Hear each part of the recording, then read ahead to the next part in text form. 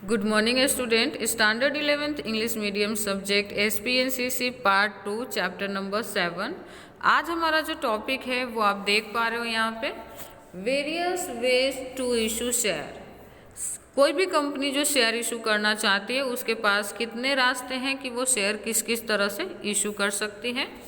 तो the company can issue share with the reference to its face value in any one of the following way at a time. Company can issue share with the reference of its face value in any one of the following way at a time. Face value के साथ कोई भी company अपने share को issue कर सकती है इन सभी रास्तों से जो नीचे बताए गए हैं। ओके, तो फर्स्ट पॉइंट चेक करते हैं, to issue share at par or face value.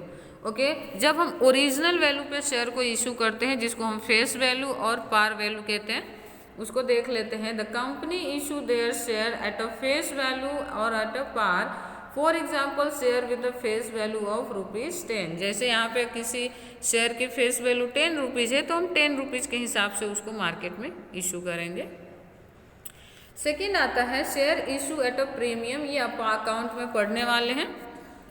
When the company issue share at an amount more than the face value or par value, then it is said premium. Okay, जब किसी भी share की original value से ज़्यादा पे market में उसको बेचा जाता है या इशू किया जाता है तो उसको हम बोलते हैं प्रीमियम। सपोज कि शेयर की वैल्यू यहाँ पे है ना, ओरिजिनल जो फेस वैल्यू जिसको हम कहते हैं वो 10 रुपये है, पर हमने शेयर जो इशू किया है मीन्स कि प्रीमियम के साथ उसकी वैल्यू क्या हो गई है 12 रुपीज़। यानी जो 10 और 12 के बीच में जो गैप है यानी 2 रुपये का, वो क्या हुआ, तो वो उसका हुआ premium. Okay, when share of face value of 10 and when issued for the 15 then 5 rupees term in the premium charge. Okay, जैसे मैंने आपको एग्जांपल में बताया था कि 10 और 12 रुपये के बीच में 2 का गैप है वो प्रीमियम है। यहाँ पे इन्होंने 10 और 15 का लिया है कि 10 रुपये फेस वैल्यू है और 15 पे उन्होंने इशू किया, यानी 5 रुपये जो डिफरेंस आता है वो क्या है, प्रीमियम चार्ज किया है। Normally the company with a good Prestige and the well developed company issue at share at a premium. आपको पता ही है कि जो लोग मार्केट में अच्छा खासा नाम कमा के रखे हैं, जिनकी प्रेस्टीज अच्छी है, जिन्होंने अपनी कंपनी को अच्छे तरह से डेवलप किया है पिछले सालों में, तो उन लोगों की शेयर की वैल्यू है ना वो ज़्यादा से ज़्यादा वो लोग कमाना चाहते हैं, इसलिए वो हमेशा प्रीमियम पे इशू करते हैं। ओके, नेक्स्ट आता है share premium is a capital gain for a company. Okay, ये मोस्ट इंपॉर्टेंट क्वेश्चन है कि जो शेयर प्रीमियम आता है वो कंपनी के लिए क्या है, तो आपको याद रखना है वो कैपिटल गेन है, क्योंकि ये एक्स्ट्रा अमाउंट आता है कंपनी के पास, तो इसलिए वो कैपिटल है। The amount of a security premium can be utilise for the company as under. अब जो प्रीमियम की जो अमाउंट आती है कैपिटल गेन के रूप में कंपनी के पास, वो उसको किस तरह से यूटिलाइज करती हैं अपने बेनिफिट्स के लिए। तो सबसे पहला देखते हैं, to issue bonus share on fully paid up share. उसी कैपिटल गेन में से कंपनी क्या कर सकती है, बोनस शेयर इशू कर सकती है फ्री ऑफ कॉस्ट अपने इन्वेस्टर्स को। सेकेंड पॉइंट यहाँ पे आप देख पा रहे हैं, to write off preliminary expenses of a company. Company का जो प्रिलिमिनरी एक्सपेंसेस है वो भी वो कैपिटल गेन के अंदर से जो प्रीमियम की अमाउंट आई है कंपनी के पास कैपिटल गेन के फॉर्म में, उसमें से कर सकती है।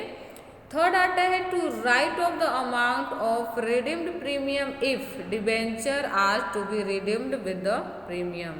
उसी प्रीमियम के अमाउंट से कुछ डिबेंचर्स होता है जो रिडीम्ड विथ प्रीमियम आता है, उनके वो जो अमाउंट है उसको भी वो पे कर सकती है। फोर्थ आता है, एक्सपेंसेस में during the issue of share और debenture of a company. Share issue करते समय कंपनी के भी काफ़ी खर्चे होते हैं।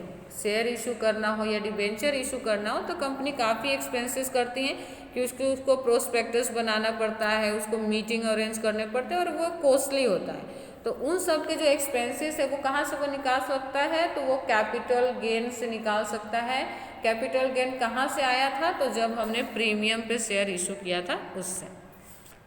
टू राइट ऑफ डिस्काउंट और अंडर राइटिंग कमीशन और ब्रोकरेज एक्सपेंस। उसके अलावा आप अगर कभी डिस्काउंट पे शेयर इशू करते हो तो भी आप उस एक्सपेंस को कवर कर सकते हो। अंडर राइटिंग कमीशन देना हो, मतलब आपने कॉन्ट्रैक्ट किया हो अंडर राइटर के साथ कि वो आपको 90% शेयर के सामने एप्लीकेशन दिलाएंगे तो उस सिचुएशन में आपको कमीशन देना पड़ता है, और ब्रोकरेज, ये सारी चीज़ें आप कैपिटल गेन के अंदर से पे कर सकते हैं।